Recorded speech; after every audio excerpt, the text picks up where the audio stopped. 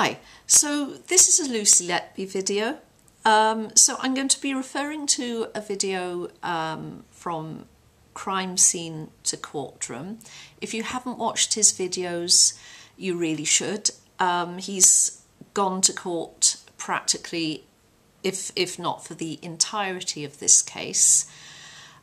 He's observed everything very thoroughly. He's managed to get all the transcripts from court. He's managed to get all of the police transcripts, so thank you. There's a lot of really good information there. And this is the first police interview, so he put this out yesterday, so it's quite a fresh video. So this is from the first police interview, and this is about child A or baby A. And I want to concentrate on a particular part of the video. So that would be around the 21:50 mark, if you want to go and see for yourself. So they're discussing the changeover of bags, who was on the unit, who was with baby A, and what the procedure was. So the procedure was that they get the bag from a storage, and it looks Mel had fetched the bag.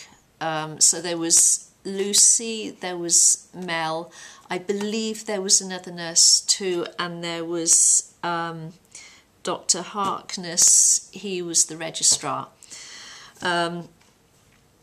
So the nurses didn't actually handle the lines, but they did fetch the bags. Mel had fetched the bag because apparently she was disinfected, so that means she'd scrubbed up or something, but whatever it was, whether she'd, you know, put anti-bac on or whatever, she was able to touch things without passing on any bacteria, so she got the bag. Now Lucy said in the interview she did not handle the baby at all. And you can imagine with these very tiny babies in incubators, you probably wouldn't.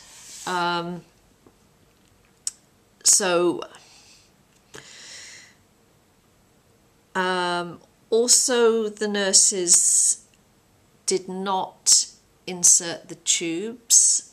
That was something the doctors did. And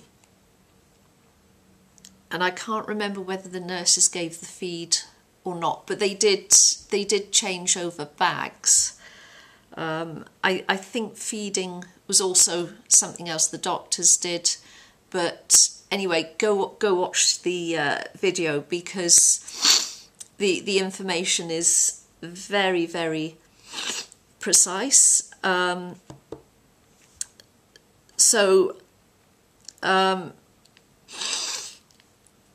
Mel changes over, she fetches the bag.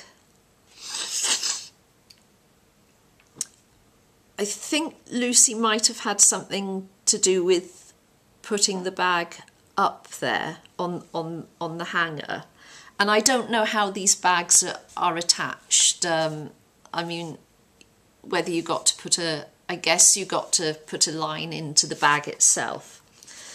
And what happened was the baby started having a bad reaction or a crisis, in Lucy's words, a few minutes after the bag had been attached, and, you know, after the line had gone in.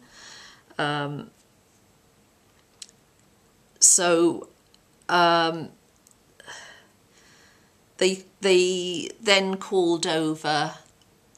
They then called for help because the baby was showing discolorations and obviously was getting into distress, obvious distress. So they called for help. The registrar, the doctor, Registrar Harkness, came over, and he said to stop the fluids going in. And unfortunately, after that, the baby very quickly deteriorated and sadly died. So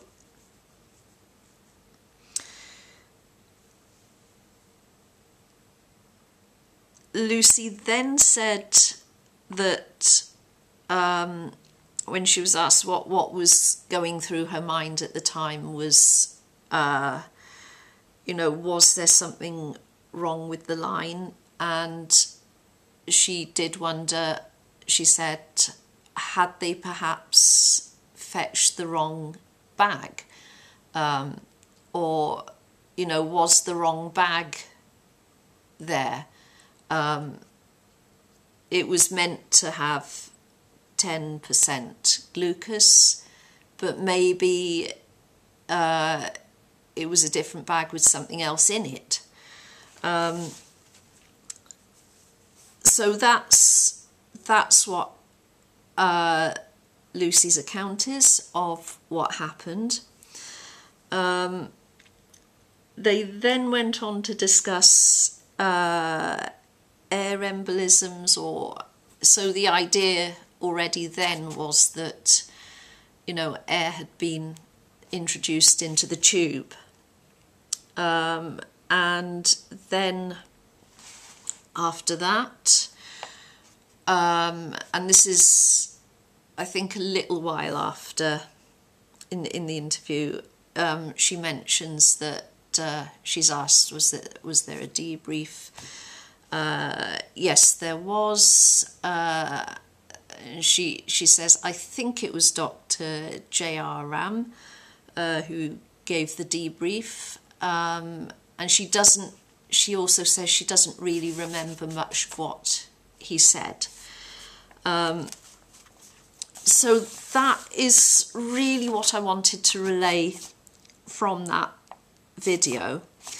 It does strike me that very soon after the bag was put in, changed over, whatever, the baby started having a crisis within minutes. And obviously, because there were, Mel was there as well, so there were other witnesses to that. Lucy was not all on her own.